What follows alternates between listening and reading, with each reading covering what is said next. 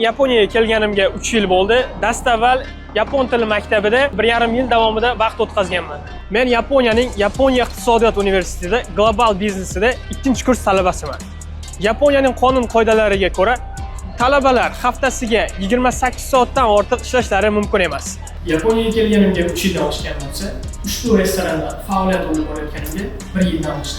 O'rtacha N2 darajasida gapira oladigan bo'lsangiz, odatda siz intervyulardan o'tishingiz osonroq bo'ladi.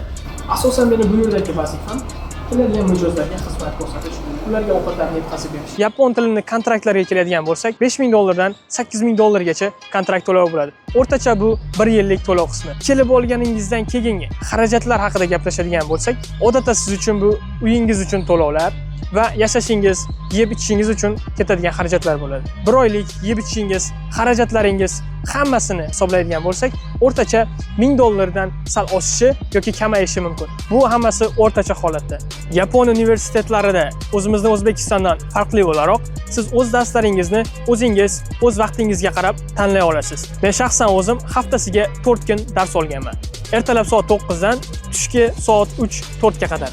Kelajakdagi rejalarimga keladigan bo'lsak, avval universitetni bitirgach, Yaponiyada birozgina ishlab tajriba orttirish.